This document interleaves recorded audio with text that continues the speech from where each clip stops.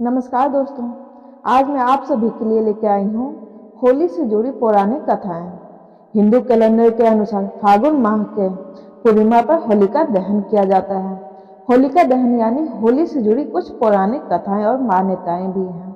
हालांकि ज्यादातर लोगों को होलिका और प्रहलाद वाली कहानी पता है, लेकिन इसके अलावा शिवजी, कामदेव और राजा रघु से जुड़ी मान्यताएं भी हैं जो होलिका दहन से जुड़ी हुई हैं।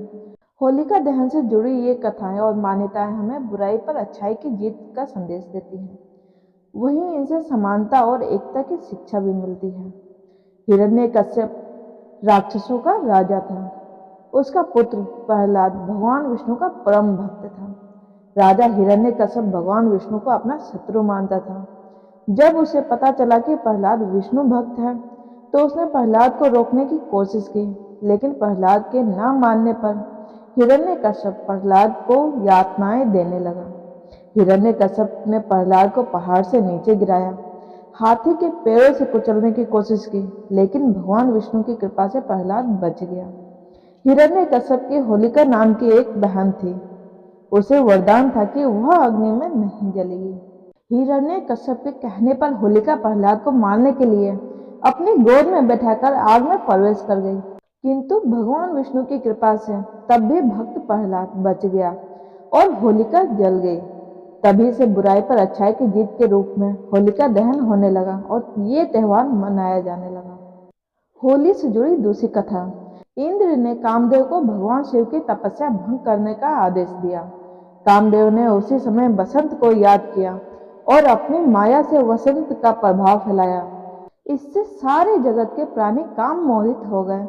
कामदेव का शिव को मोहित करने का यह प्रयास होली तक चला। होली के दिन भगवान शिव की तपस्या भंग हुई।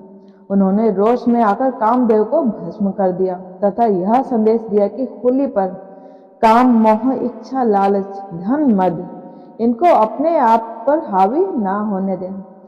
तब से ही होली पर बसंत उत्सव एवं होली जलाने की परंपरा प्रारंभ हुई। इस घटना के बाद शिवजी ने माता पार्वती से विवाह की सम्मति दी, जिससे सभी देवी देवताओं, शिवगणों, मनुष्य में हर्षोल्लास फैल गया।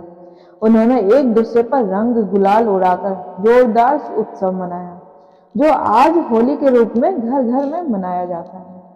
होली मनाने का एक यह भी कारण बताया जाता है। राजा रघु के राज्य में टुंडा नाम की एक राक्षसी ने शिव से अमृत प्राप्त कर लोगों को, खासकर बच्चों को सताना शुरू कर दिया। भयभीत प्रजा ने अपनी पीड़ा राजा रघु को बताई। तब राजा रघु ने पूछने पर महर्षि वशिष्ठ ने बताया कि शिव के वरदान के प्रभाव से उस राक्षसी की देवता मनुष्य, अस्त्र शस्त्र या ठंड, गर्मी या बारिश से मृत्यु संभव नहीं है, किंतु शिव ने यह भी कहा कि खेलते हुए बच्चों का शोरगुल या हुड़दंग उसकी मृत्यु का कारण बन सकता है। और ऋषि ने उपाय बताया कि फागुन पूर्णिमा का दिन शीत ऋतु की विदाई तथा ग्रीष्म ऋतु के आगमन का होता है। उस दिन सारे लोग एकत्र होकर आनंद और खुशी के साथ हंसे, नाचे, गाएं, तालियां बजाएं। छोटे बच्चे निकलकर शोर मचाएं, लकड़ियां, घास, उपले आदि इकट्ठा कर मंत्र बोलकर उसमें आग जलाएं, अग्नि की परिक्रमा करें, वो उसमें होम करें। राजा द्वारा प्रजा के साथ इन सब क्रियाओं को करने पर अतः टुंडा नामक राक्षसी का अंत हुआ। इस प्रकार बच्चों पर से राक्षसी बाधा तथा प्रजा के भय का निवारण हुआ।